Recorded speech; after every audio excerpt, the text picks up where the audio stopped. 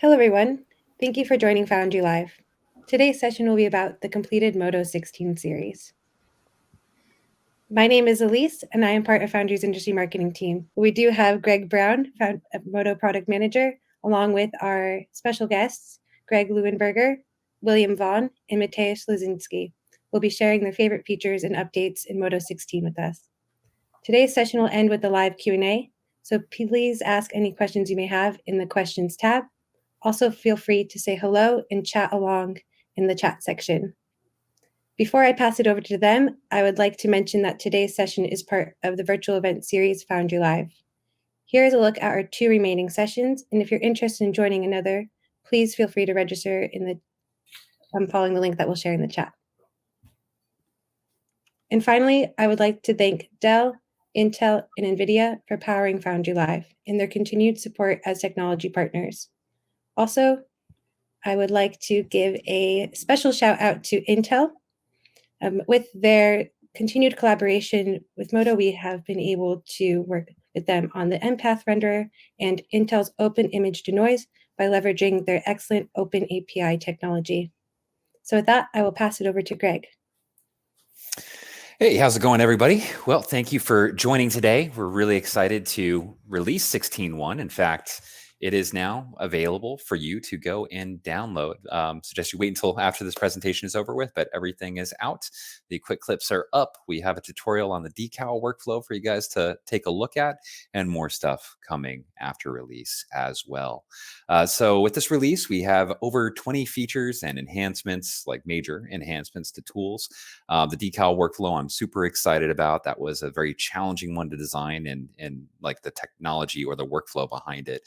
I think was super interesting, and Taz did an amazing job with that. We have the first iteration on Polyhall, which is a tool that you're going to see evolve over releases. It's one of the reasons I really wanted to get it into 16.1, because it's an uber modeling tool. It allows you to do a lot of different things at once. And so we have more refinements to do with that in future releases as well. And the viewport enhancements is really the thing that I think became like the feature I enjoy the most as a user. It's made it easier for me to model, see what I'm working on, and the performance on it is fantastic. And overall, the advanced viewport has been updated to the latest version, and that's led to a much more usable experience, especially to use the advanced viewport for modeling. You'll see some more on that specifically from Matt as he gets onto his presentation. So very excited to share this with you guys. Very excited to hear your feedback, and very excited to move on past the 16 series and start on our new initiative with the 17 series, which is focused on performance and stability, because that's what everybody in our community has been saying we need to do. And so that is what we are going to do. So first off, I'd like to bring Will on stage. So Will, if you could hop on real quickly. He has a great presentation for us. You may be familiar with William Vaughan, maybe if you're a Modo user or have done anything in 3D for the past 20 years. What are we at now, Will? 1,500 quick clips? I think it's a little over 1,600 at this point. And I think it's an understatement. I stopped. Well, it's amazing. And, we need to work more with people like you and Greg and content creators, because you guys do the best job of showing how to use our tools. And so look forward to doing more of that with you guys moving forward. So please, by all means, Will, take it away. And if you guys have questions during the presentation, go ahead and ask in the questions section. I'll do my best to reply as other people are. And if not, I'll just kind of hold it and ask once each presentation is over with. Cool. So can you guys see my screen? Sure can. Go for it. Okay, great. So I put together a few clips that I thought would be good to show some of the features I'm excited about. There are a lot of features to be excited about, but these are some of the ones that that really stand out to me, and some of the ones that I think could easily be overlooked. So first up is triplanar mapping, something that a lot of us have wanted for years. It's very similar to cubic or box in that it does 3-axis projection, so X, Y, and Z projection. And this would be an example of what we would normally see for like cubic, where it's working, but if you look closely, I'm just going to kind of scrub so that we can really point it out right here. You can start to see seams where, where it meets at X, Y, or Z. But with triplanar mapping, you get the same thing as cubic, except you get a blending hardness option. So, which I'm kind of highlighting right here. So it takes away that seam. And instead of it kind of just being a kind of one size fits all, you have the ability to adjust the hardness of that blending, which I found very useful because in this example, I'm just using a blending hardness of 0%, and it just works, without having to make any edits. But I do have another example here where, of course, doing any kind of planar projection or anything like that is going to give you some distortion of the texture. But here I'm using triplanar with a blending hardness of 50%, so that I don't get any soft, blurry areas where that blending is taking place. And something I didn't mention is, yes, you could UV these items, but one of the nice things about triplanar is you don't have to UV. So there's no UVs on this, and I can quickly apply textures. And there's a lot of reasons why you might not want to or need to UV. A lot of the assets that we work with at work are CAD items that in some cases we need to UV, but when we can avoid UVing and speed up the process of getting textures on there, we'll take it. So yeah, triplanar mapping, I think, is going to be one of the most used new features. So it's pretty exciting. And then another feature I'm super jazzed about is the selection fall off. So, fall offs in Modo are a big draw. I can't think of an asset that I've created in the last 10 years that haven't used fall offs. And the beauty of the selection fall off tools is that you can now actually make a selection with it. So instead of just using a fall off like linear or radial or even lasso to adjust how a tool is manipulating a mesh, you can actually convert those weights, those fall off weights, into an actual selection.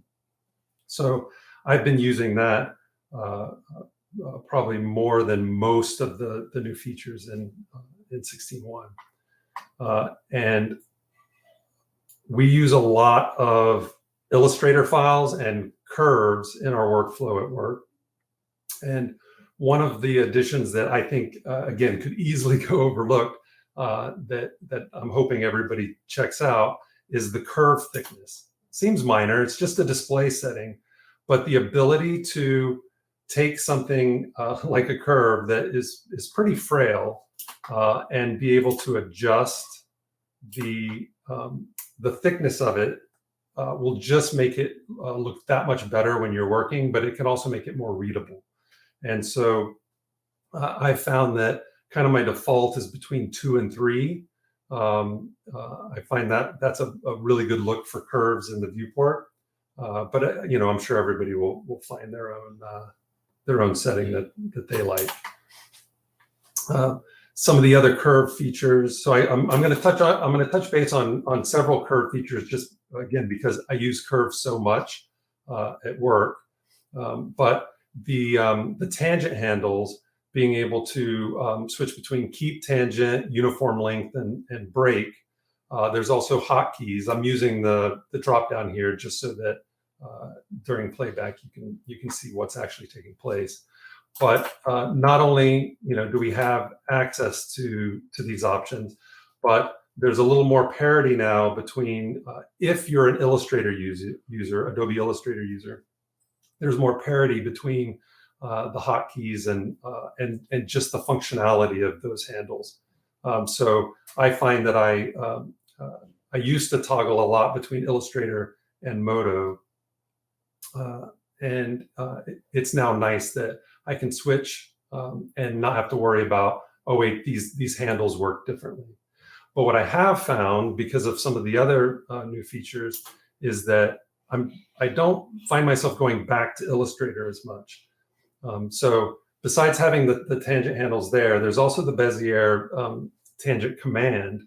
And one of the things that I like about this is that you can select multiple verts and quickly change the operation from sharp, smooth, sharp and smooth, without having to go to each one and make an adjustment. So, and also you can change it to uniform. Now, this might be one of the coolest features for me. And again, because there are times that in the past that I would bounce over to Illustrator, because there's just a lot of great tools in Illustrator, like Pathfinder and the shape tool and shaper tool and the join tool, where in this case I've got one curve, but it's intersecting, and I want to be able to make these counters or these holes in this shape. So I could create 3 closed curves to pull this off. But with the addition to, so we've had curve booleans, but now there's an option for self-intersection. So you just toggle that on, and then you'll see here that where it intersects, setting the operation to union, it's just going to merge it all. So yes, these counters or holes could have been made as individual curves. But one of the flaws in doing that is if you're not careful, you won't have this consistency of the exact angle the line would go to transfer, here, and for this to transfer to there. So having it all as one continuous curve and being able to use the self-intersection, I think saves time, could potentially make it more accurate, the final result more accurate, and it's bringing that functionality that I'm used to having in Illustrator right inside of Modo, which of course is a big time saver if you don't have to bounce between different apps. Along with the self-intersection, there's another option for curve booleans that I've been using a lot, and this one's more out of laziness than anything, is that I can now work with open curves and trim those curves using curve booleans. So before I might just make this as one shape, and though this is a simple shape, I thought it would be an easy way to showcase what the trim open curve option will do. It's going to take and remove those overlaps. So now I can work the same way that I've worked in Illustrator for years, where instead of trying to go and make a shape and really trying to finesse it with with my tangent handles, I just do sloppy curves with a lot of overlap and let the curve booleans do the trimming for me. So I'm finding that I'm saving a lot of time with that option as well. And then another curve feature that I wanted to show that goes along with the curve booleans is that you can now have a constraint target mesh.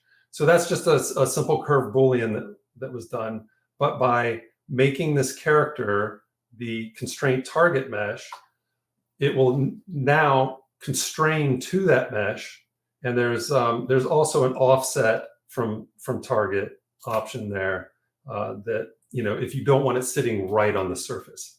Of course, all of these examples, I'm taking advantage of that display option so that my curves are displaying thicker than they would before we got that curve thickness option for display.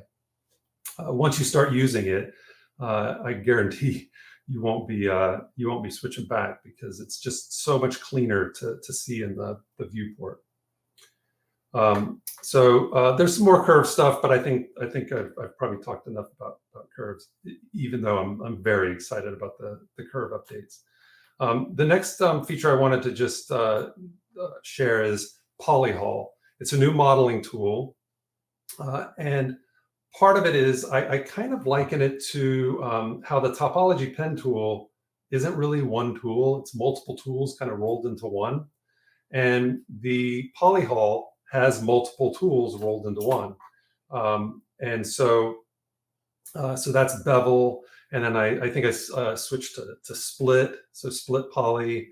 And there's all types of tools, but where the kind of the standout tool of this is the default offset mode, which is introducing push-pull modeling, which I know I'm one of many that have asked for this over the years. And it's definitely a different way of working if you're not used to it, but it offers a lot of flexibility when modeling. So one of the things that I love about the push-pull that I didn't expect, this was kind of a nice surprise when I first started using the tool, is that if you push through to the other side, you get a clean hole. So that's a really good feature for doing any kind of arc viz work, and you just want to make a doorway. Normally, if you were to do that, you might end up with extra, with other tools before polyhol, you might end up with extra geometry or some undesirable results. So I just wanted to share after this a short clip just showing off more of the push-pull with offset, just because it's something that we couldn't do before without a lot of manual cleanup. And though polyhol offers several other modeling tools kind of built in that you can switch between using hotkeys, this push-pull workflow, I think, for me, I'm still wrapping my head around it because I haven't been able to work this way. But I'm finding that it's definitely a time saver. And the last thing that I wanted to kind of touch on is mesh paint. I use mesh paint almost daily for a variety of things. And an update that I thought could easily be overlooked was the rotation snapping update. We've had rotation snapping, so here I'm placing an item with mesh paint. For those of you that might not be familiar, mesh paint allows you to paint geometry, paint meshes onto the surface of other meshes.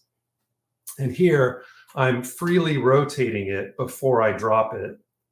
But there are times where you want to kind of limit the rotation. And before you could have rotation snapping, but it was kind of locked at 90 degrees, which might not be as useful as you need it to be. And so now you can set it, so I've set it at 45 degrees. You can set it to snap, so as you move your cursor, you're able to limit it to 45 degrees at a go. And then, so to me, that's a minor one, but definitely a useful one. This one is not so minor for me. So when you're painting with mesh paint, any active meshes you can paint on. So by default, as you can see, I've got this stitch and I'm dragging it over multiple items, and then it's conforming to that. But there are times where I'm working and I want to have have multiple meshes active, but I only want to paint on one. And so now we have the option to choose a target mesh. And so now, as you can see, the cursor is going over one of the items that was painting on before, but because it's not the target mesh, it's only allowing me to paint on the target mesh. Again, a lot of this stuff, especially this on the surface, might seem minor, but when you're trying to work quick and you want to quickly place these meshes, not having to go over and disable a mesh or hide a mesh or make something inactive is just much faster to say, nope, I only want to paint on this, but I want to see how it's going to interact with the other meshes. So I want those to be active, and maybe I want to quickly change which mesh is active without having which mesh is the target mesh without having to change its active state. So that's definitely a big time saver and something for me that's really exciting for mesh paint. So those are just a a small collection of features that I'm super excited about. Of course, there's the other ones that you'll get to see, like the decal and that kind of stuff. But yeah, so that's kind of what I put together today. Wonderful, great demo as usual, William. So touching on the things that you emphasized there, curve-based workflows. Why do you think curve-based workflows for polygon modeling are important? So there's a lot of reasons. There's just some shapes that are so much easier to create with curves, especially once you start adding mesh ops and using curve fill, and then you tie that to UV transform, and now all of a sudden you've got these very complex shapes. And the beauty of that mesh op workflow with curves is that the curve is still live. So making some pretty gross changes is so much easier than if you're just working polygonal. Even if you're working sub D, I'm a sub D modeler, and I like that I can get these organic shapes with a very low cage. But that's kind of the beauty of curves, is that you can get these very organic shapes with only a few handles. And with all the tangent options that we now have to speed up that process, going from a nice smooth curve to a 90-degree angle is super simple, whether you're using the new command for Bezier tangents, or you're just changing the tangent setting for the tool.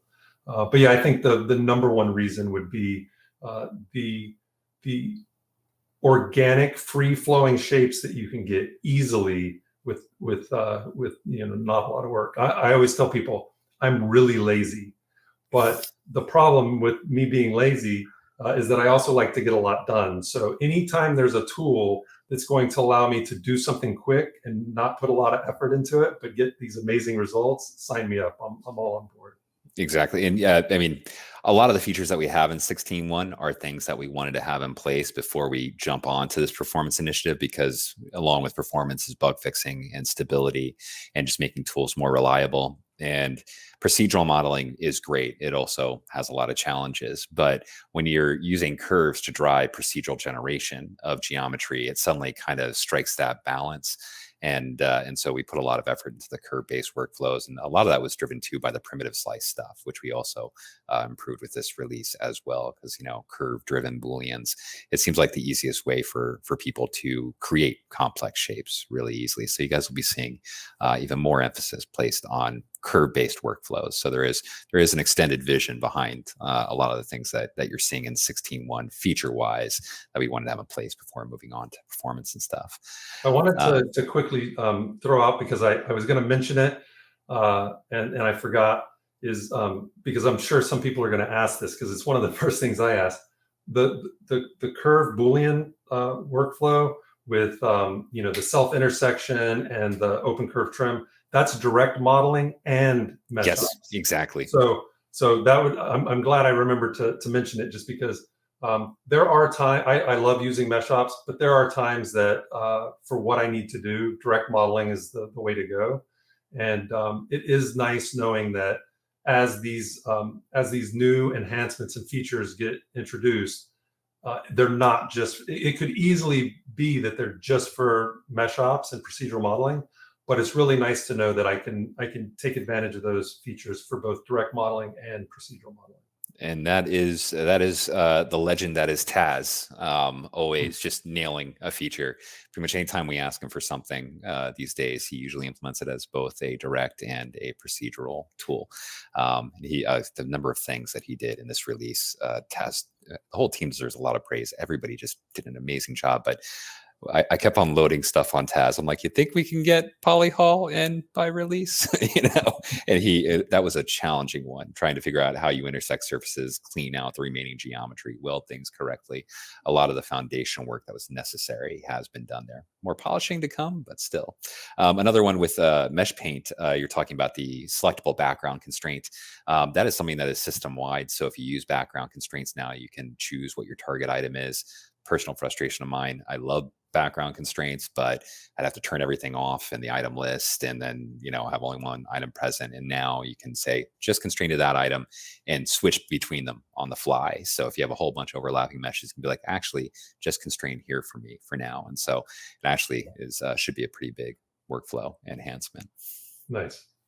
Yeah. So great. Well, thank you so much for showing that, William. Thanks for the opportunity. Oh, please.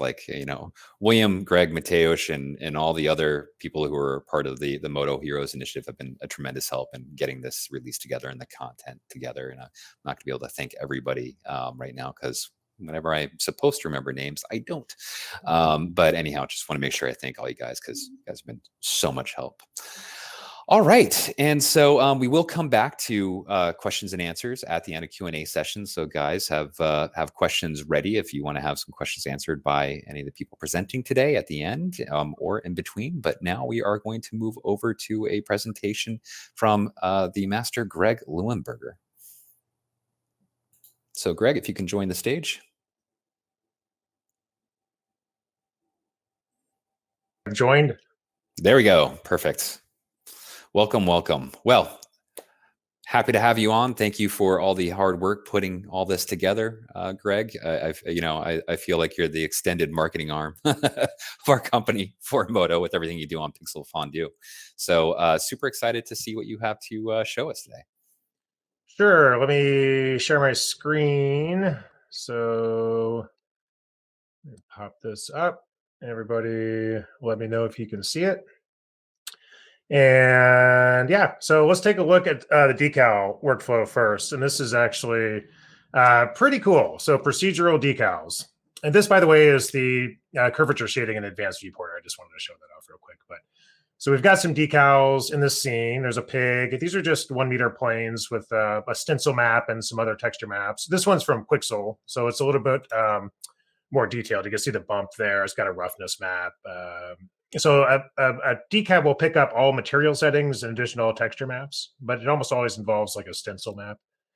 And yeah, there's a rivet, and all that is a bump map, a stencil with the alpha used as a stencil, not a bump map, a normal map. And then the same material settings, maybe a little more reflective as the lockers. Let's see. So then we'll just decorate these high school lockers here with some decals. And I think the workflow to do this is with mesh paint. You can do this in a more manual sort of way by moving around decals, transform tools, but mesh paint is pretty sweet with the decal workflow. So you just pick your target mesh there, and that's the door, and you pick your decal, which this first one is just this one from Quixel, which is the sort of cardboard with the tape. And I'm just using the slide mode, which, you size your brush and you drag it on. And then it's got an edit mode now with mesh paint. So you can go in, you could just change the rotation and position, and you could change the scale as well. Maybe we can get a scale handle on there. But what we're doing with these decals is it's not projecting textures. It's actually projecting geometry and wrapping it around these objects. You saw it wrapping around the corner there. And you can kind of see the wireframe of the geometry now. And so the mesh operation is creating this geometry in real time. It's doing a Boolean operation, sort of an intersection operation. And it's also doing a UV unwrap in real time, which is pretty cool. It's doing all this stuff in real time. And we're doing multiple ones using this mesh paint feature. So we're just sort of, painting on our particles, essentially, which these decals are copied to. And there's a Pixel Fondue video, which I go into this a little more detail and sort of what's going on in the background. You kind of see, let me just pause it. Over on the right-hand screen side on the item list, you see those yellow decal folders. That's the sort of network being built live in the background. And like I said, in the Pixel Fondue, I go for that in a little more detail. So there's our pig. And you can kind of see it sometimes when it's like, slight distortion or something when you're drawing it out. That's just the Boolean operation, operating in real time. Then we'll throw another one on the front here. Do a peace sign, I think. Yeah, a peace sign. Wouldn't be a high school locker without a peace sign on it. And so, yeah, this is, the little edit tool. Check out the vents. It's doing this Boolean operation in real time, and also UVing it and relaxing the UVs in real time, bends around the corner. And of course, you can bake all these as well. And so I don't go into this video. I do a little bit in the Pixel Fondue video. I talk about baking. There's a new surface probe texture that allows you to do baking. And there's some built-in advantages to using mesh paint. So here I'm going to, this is actually pretty cool. So I'm going to defer the operations. Let me just pause. So clicking that little pause play button, it means mesh operation is going to happen, but not until you mouse up. And so prior to this, all these decals are being, resized, rotated, moved around with this real-time Boolean operation, firing and firing and firing and doing this, and real-time UV, relaxation going on. But if you want to go fast, like blazing fast, as fast as you can paint, then just do deferred, like I'm doing here. And you can do things like use the mesh paint array tools. Like mesh paint, you kind of forget about it because it's been around for so long, but it's got a ton of different tools. And here I'm just going to do an array of bolts. So I'm going to use a linear array. And with deferred on, I'm going to see, just set the count there. I'm not going to see the Boolean operation until I mouse up, but you can see like an outline of the replica there. And I mouse up and I've got them. And there's my little bolts, which again, it's just the same material, a little bit shinier than the locker and a normal map. And then if you look in the network over here, like I said, there's a replicator going on with this painting, and there's points. You're mesh painting on points, which are just the source for these replicas, which are then frozen in Boolean on, merged in Boolean. But you can just move the points around like I am here. You can align them. You can copy and paste them. I just copied, moved, and pasted, And all the points also have a particle vertex or transform map on them. So you can use just regular transform tools. I'm going to local action center. I have all the points selected, and I'm just going to scale them down, right? And you can even rotate points with this map. So and it's doing them all at the same time. So you can rotate, you can move. So here you can see I'm just going to pause it again. The Boolean operation, sometimes overshoots the bounds, right? So I've got a pretty thin locker there, and it's just kind of shooting all the way down. But like I said, this is all procedural. These are all mesh operations. All of these settings can be edited at any time. So here I'm just going to go up to the mesh operation, and there's a whole bunch of settings here, and there'll be some other videos describing what all these do. I'm just going to change the bounding box of the Boolean. So you can just change that to 10 millimeters. You see that sort of bounding box there? That's the area of influence, I guess, for the Boolean operation. So, it disappeared off. It's just, Booleaning those onto the top and not everything underneath it now. So there's all kinds of you can change the way it does UV mapping and the relax iterations. And it's all procedural. And they did a really good job with this. And I see this as a tool that continues to, let me just pause here, get better as more people use it and provide feedback, especially people in the gaming industry. I think are going to have some really great feedback. Okay, so particle clone. This is one of my favorites. I think I requested this. Oftentimes you run into limitations when using a replicator. Replicators are great. They're super fast.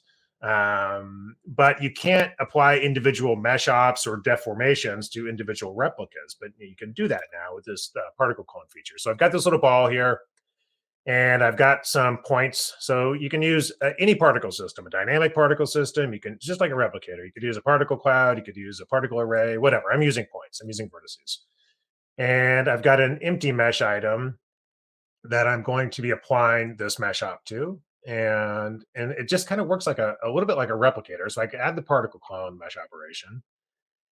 And then I'm going to pick my point source. In this case, it's just those points that I just showed. And then I'm going to pick my mesh source, and I'm just going to use that orange ball. But you can have, by the way, multiple mesh sources, just like you can with a replicator. I can add, whatever, 3 or 4 of them, and they get randomly scattered on there. But what's cool is that ball actually has a morph map built into it, which we'll see in a second. One of the things with a replicator is, you can do things like randomize the color, but you can't put a completely different mask and material on individual replicas. But we can do that with particle clones. So I'm going to just add a material tag mesh operation. And right now it's going to be on everything. I'm going to add called a blue material. This already exists in the shader tree, which I'm showing here. So it's just blue with a different orange sticker on it.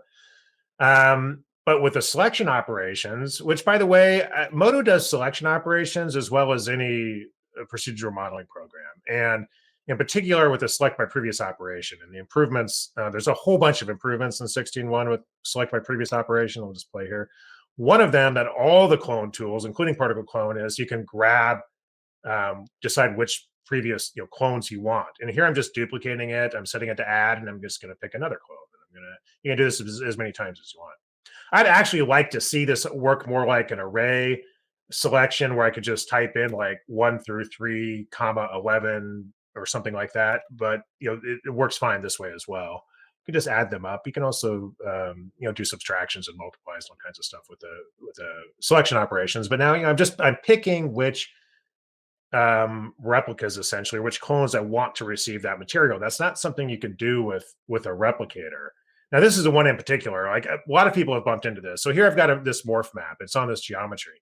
And the difference is with a replicator, let me just pause it right here. With a replicator, that morph just resides with the original prototype and usually at the origin. So you can't, if you try to run a fall off through a field of replicas with morphs, they all just morph the same no matter what, because they're just picking up their vertices from that original prototype. Using this feature, particle clone, every replica or clone has its own sort of local deformation. And here, so I can use a fall off now and control the morphs. I'm just using a linear fall off, which I'm just going to, make it super obvious, just run it through this whole field here. But it could be a field of flowers and you're controlling the blooming. It could be a mechanical object that you're morphing or whatever. You have full control over your morphs with fall offs now with your clone features. So it's super useful. And you can add any mesh operation to any clone. You do things like add selection sets. Let me just pause it real quick, and things like that. Here, I'm just showing that you can use a particle random modifier. So it works with PMODs too. So I'm running those original points through the particle random modifier, and I'll just go in and then plug the particle random modifier into the particle source of that mesh operation. So I'll plug my points, plug in my particle random modifier. And now I could do things like a replicator could do, which is, randomize rotation or scale or stuff like that. So I think I just randomize the rotation there. So then they're all facing the same way. Control Alt Enter for all three. Modo's numeric entry fields are super underrated. We should just have a whole video on those. So pretty cool. And like I said, you can do any mesh I can use select by previous and pick just one of those balls and do like a bevel operation or a push operation or whatever. Delete it if I don't like it. So it's a really powerful feature. It's slower than a replicator, which is sort of to be expected because you're dealing with a lot of geometry there. So triplanar, I know William talked about this, but this is a really big feature for Modo 16.1. It's super necessary that we have this, and it's super necessary that it works in the advanced viewport, which it does. So it's really great, and I can't wait. Hopefully the Octane plugin can pick up on this as well. So here's just like just a grunge map I'm going to drop in on there, and it just defaults to UV mapping. So I'm going to change it to diffuse color just so you see it better. And you can see like the problems with UV mapping, right? You see like those UV boundaries, right? There's a boundary there, and there it is in the viewport, and you get these hard lines. So nobody wants to UV map a Stormtrooper helmet, unless you've got all day, right? So you use triplanar mapping, and it's just as simple as changing it in the texture locator. So you just go over to texture locator and change it to triplanar mapping. There it is at the bottom. And then you can change the scale and the blendings, kind of like William said. So I use channel haul. I just like to set up scale on left mouse, left right drag, and blending on right mouse, and just kind of twirl it around in the scale until I like it. So you can see the scale coming into focus here, and just whatever, just goof around with the scale using your mouse. Like really with OmniHaul, I just think is so important. And if you don't use it, try to work it into just try to build your muscle memory around it. The easiest way to iterate something is by dragging. It's not using a tool handle. It's not using numeric entry fields. The easiest way to go through a ton of variations in the shortest amount of time is by, whether it's beveling or texture scale, is dragging. So OmniHaul is super important. And here you see the difference between the edge blending, right? So real obvious, there's where the triplanar comes together. But with edge blending, there it is. It just blends it out of existence. It tricks the human eye into you just don't see it. It works really well Yeah, so let's turn this back into roughness. And, then we've got all 3 maps here. And also because it's triplanar, you could just, duplicate that texture. It doesn't show up so well in the white one. So I could just duplicate this texture, Control D, drag it into a couple more masks, and now it's on everything. There it is. It shows up better than black. So Death Trooper, I guess, right? So it looks pretty cool. And then you can even go in and mask it. So, I'm going to use a group mask here as soon as I get done rotating around. Yes, very cool. Very cool helmets. Okay, so we've got some triplanar grunge. This guy's been on one of the rainy planets, I guess, not Tatooine. And, whatever, just again, Omni Hall to change the scale. And I want to, paint out some of that stuff. So I'm just going to paint on a group mask. I'm just going to it's all white now, so everything's showing. So I'm just going to paint black and just get rid of it, right? You kind of forget Modo's painting tools exist sometimes, I think, because they haven't been updated in a while, but they're super useful for this kind of thing. You're probably not going to paint an entire character in Modo, but painting masks and using things like the fractal brush, which I'm using now, which still might be unique to Modo. I don't know if other programs have these sort of fractal brushes, but it'd be really cool to build your own brushes just with all procedural textures in Modo. It'd be cool to be able to see that. But yeah, so there is the that's about it, I guess. So I think I'll stop sharing and go back to Greg here. Great demo, Greg. Thanks so much. Your demo is absolutely fantastic. Yeah, love the demo on triplanar, the decal workflow. That is something I would love. We need to just talk about that more in the regular live streams, because the magic of what's happening behind the scenes there is kind of amazing, and the number of different tools that are being leveraged between direct and procedural workflows is something that I think we need to help people understand better. But it is kind of magical what's capable being accomplished with it. Yeah. So again, so I'll put that footage up on Pixel Fondue for you guys to see it a little bit better quality or whatever. But it's available now, so just go grab it and start messing around. And I do think the decals, that was a big undertaking, and congrats. Yeah, I think congrats to you guys for pushing the technology of the advanced viewport forward. You can see all these shader tree effects like stencil maps and all this stuff and decals in the advanced viewport. It looks really good, and also making it procedural. And I don't know, I'm telling you, just individual decals, you can have it on all real time, which is it's pretty amazing how fast it is. Just doing a Boolean operation and a UV unwrap and all that texture mapping in real time is pretty awesome. But if you want to go fast, you could just turn on deferred like I did with the bolts, and you really are just painting as fast as your stylus can go. You just throw it on. You can view the replica because it's using a replicator. Just turn on replicators in the viewport, and you'll see it look like sort of planes of your decals. And then when you're ready to see it, just turn off deferred, or you could just, whenever you mouse up, it's then going to vacuum pack those things to the surface, and it's pretty cool. So yeah, that with triplanar, I think that the texturing abilities of Modo have taken a big step up, and I just like to see guys, continue working on that. The shader tree is such a unique way to work. I really just think that's it's just an advantage Modo has over over all the other programs out there. Nobody else quite does the shader tree, and I think I'm totally 100% with you on that for sure. And another thing I mentioned in the chat, the decals are bakeable. They're renderable. They can be actually projected down to the surface just for just a one-off render. But you also can bake it down to a UV map, which was something, again, Milos worked on that. That was another super challenging one. Taz did the decal stuff. Another super challenging one. And just to throw some props to Ben Holling. Ben Holling did the particle work there. The particle clone as opposed to replicators.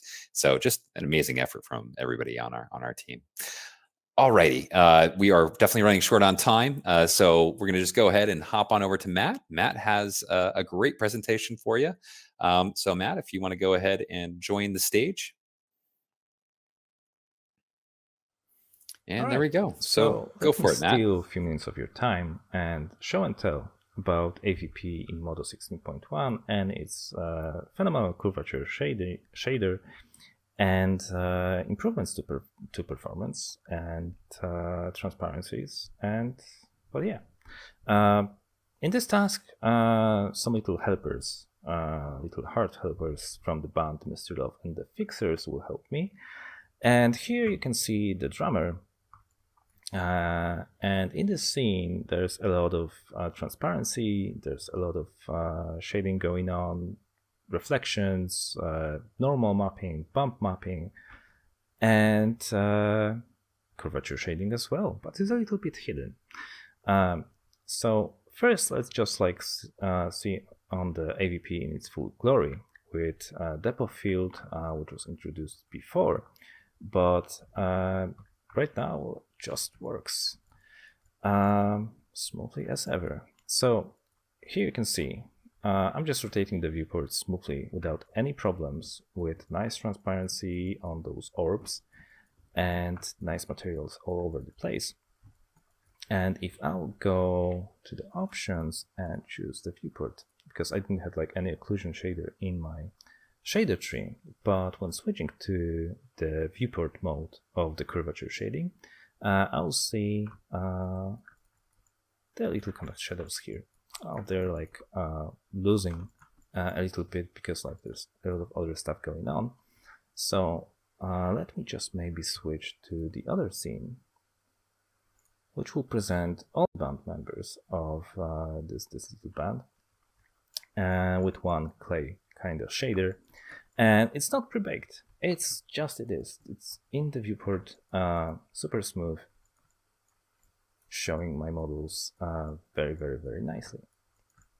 And there are like two modes. Right now I'm using something which is called screen space geometric, and you can see this little faceting, but this is not actually a big problem.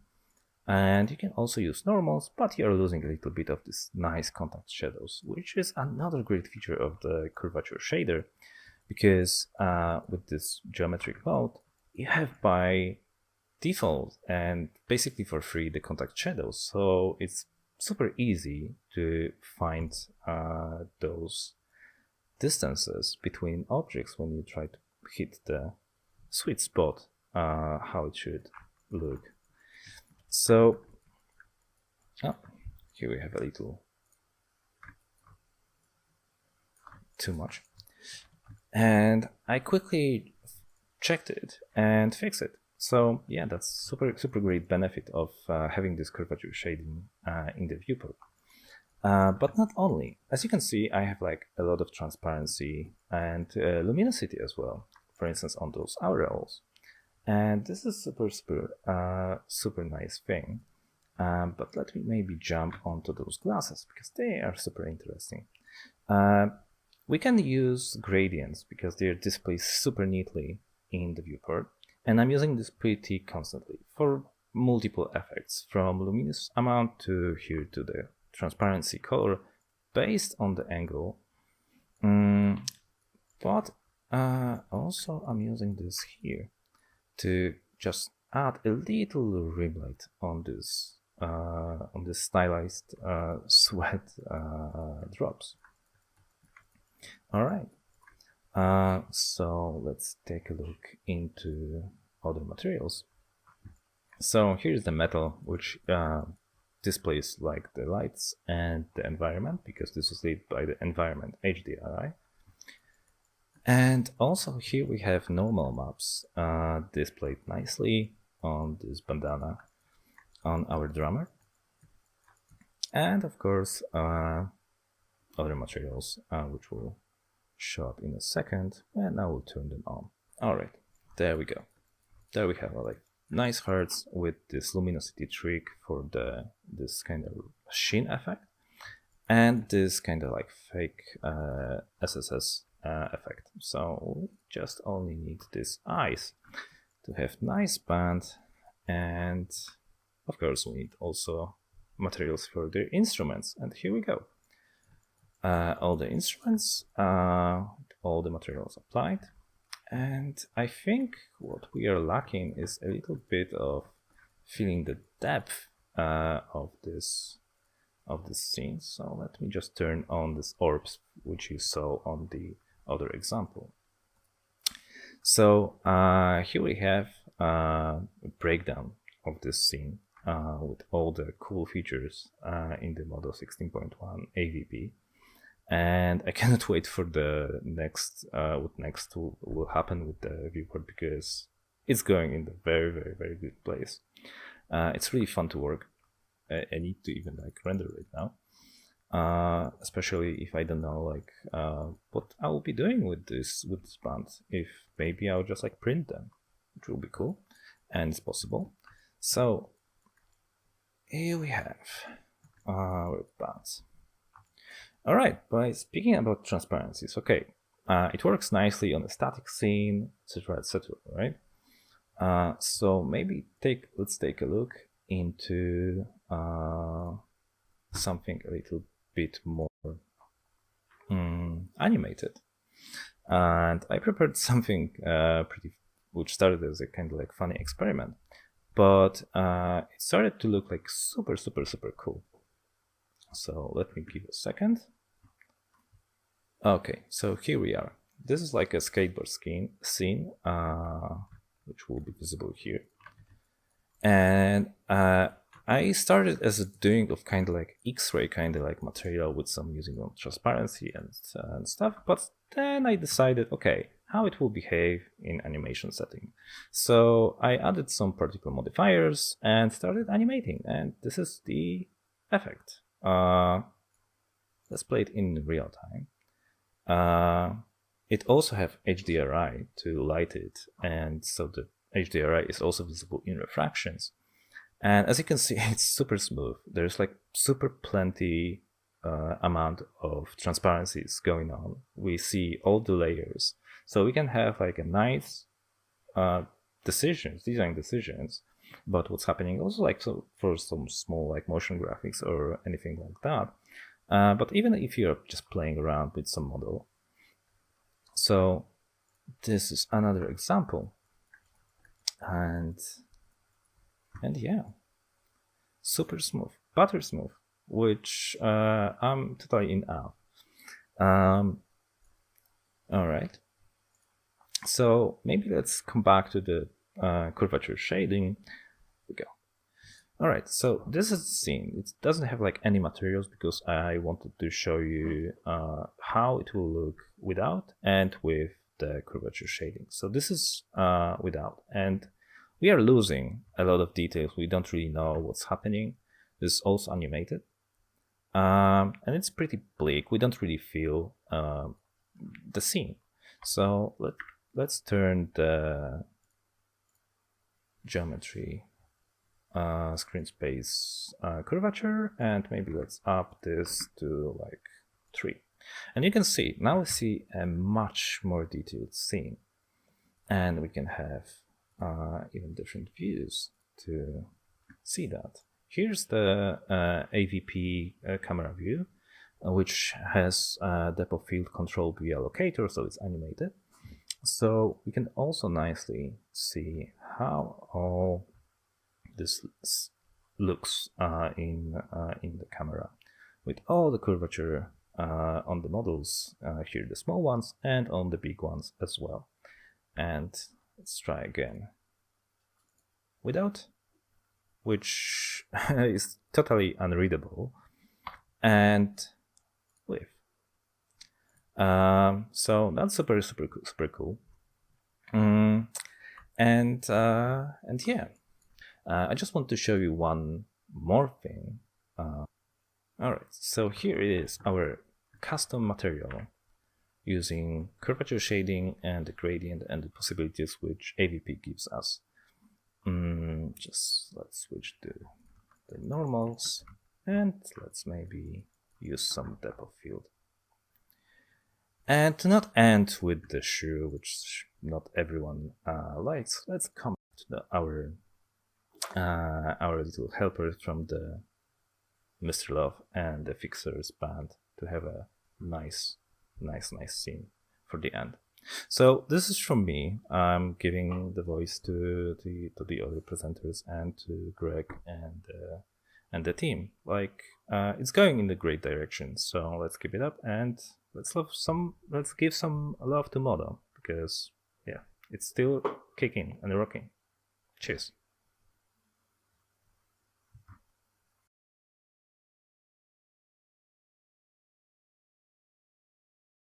All right, excellent. Matt, if you want to hop on real quick, and everybody actually hop on really quickly. We are pretty close to the end, 3 minutes left. You guys had great presentations. Matt, great job showing off the advanced viewport enhancements.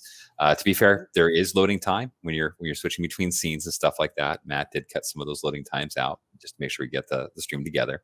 But you've had a much better experience in the advanced viewport than you have in the past, right? Oh yeah, definitely. Just like because like not everybody know, like there's Duncan, who's like super great developer on Modo team, and yeah, I was struggling because like I was like everybody, hey, like sometimes it didn't work like what we got used to with the default and shaded and every other viewport. But then we started to talk about it, and he mentioned that there was like some NVIDIA issues, not really issues, just settings. So I went into the settings, I upped not really upped, just like switched to the preferred the performance, I think. And from this moment, I had like just basically no difference between the default and the AVP.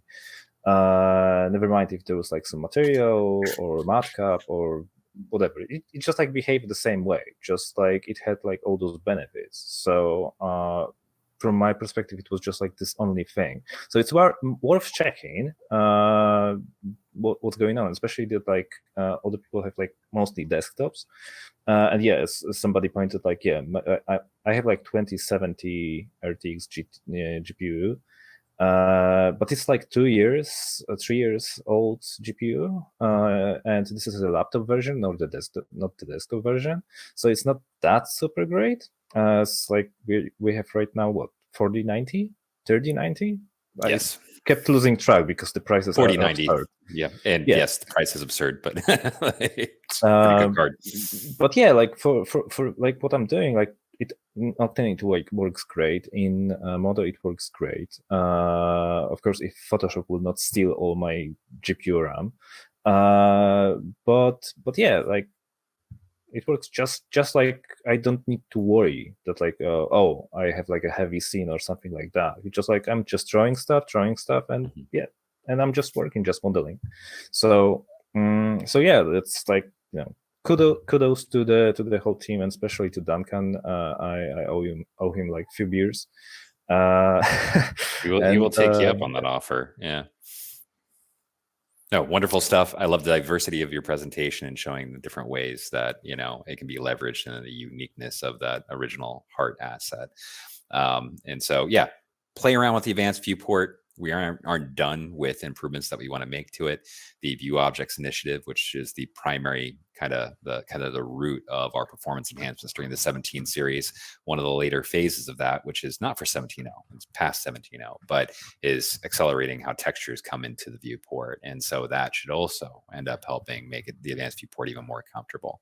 And so a lot of other ideas on how we can make it your default viewport. So we'd like to hear more from you as you start playing around with it. Should we just set it as default and let people use what we call default, the old viewport, you know, as something you have to go back to, because it really is performing well. And we've heard a lot of good things from people who have switched over to using it with this release.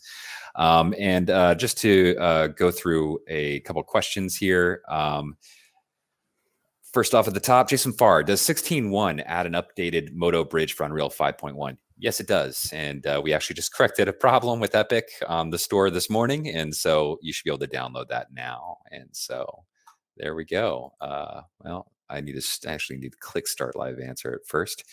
And Andre Ramos, don't forget Modo Indie. Yeah, sorry, we haven't been talking a lot about Modo Indie because we've been focused on a lot of other things. We're trying to get core Modo, you know, in a good position. Now, we aren't forgetting about Modo Indie. So there are plans. We don't have plans we want to share just yet, but what we would like, you know, to kind of give you an idea of what we want to do, and you'll be hearing more about this as we approach the release of 17.0, is we want to try and make sure that the Modo Indie community, or what is like the Modo Indie community, is more closely integrated with the regular Modo community. That separation in the past, I think, has been a bad thing for us. So we don't have any updates for you for Modo Indie on Steam, but you're not being forgotten, and we do have a plan in place for it. It'll be a little bit before you hear about it, but we aren't forgetting about you. And next up, has a decision been made on the future of the Modo renderer? Let's start live answer. No, and a final decision has not been made. We just had a series of meetings last week in London where we were doing a lot of planning for Modo in general, and we made a lot of progress on that. The thing that we need to do first is we need to work on this API that would allow for a renderer to connect to Modo more easily, allow for Hydra to connect more easily, and that's the work we're doing first. So you're not going to hear what our decision is on a renderer anytime immediately soon. What we're focusing on is making sure any renderer can be connected. And so that's what you'll hear about in the short term, is supporting third parties more than anything else. So we need to land on what our actual render choice is and what we're going to do with that, but that's going to take some time. The first stepping stones are in place that are needed to make that really work out well for us. And the Hellstrom, I'm assuming 12320 Hellstrom, it must be Chemo render engine. Yeah, that's the information we have for you there. But lots of great plans in place. I'm very excited about the direction things are going right now, and want to hear your thoughts as users. One thing to point out with Matt's presentation on transparency, there was a major overhaul with transparency. That's why it's performing better. Transparency also applies to stencil mapping. So when you're dealing with scenes that have a lot of stencil map plants and stuff like that, performs way, way, way better. That was a big bottleneck. The way that you order transparency is a big challenge in a viewport, and that has been improved dramatically. So wish there was more time. I'm kind of getting the get off stage notification right now as an hour is up, but thank you so much, Greg, for that amazing presentation. William, your amazing presentation, and Matt as well. We'll try and spend more time with everybody out in the community, showing you more things. We will be talking to you soon, and enjoy your afternoon of playing with 16.1. Can't wait for your feedback, and can't wait to get the future performance enhancements in your hands. Things are really going great on that end. Have a great day. Talk to you at the next live stream.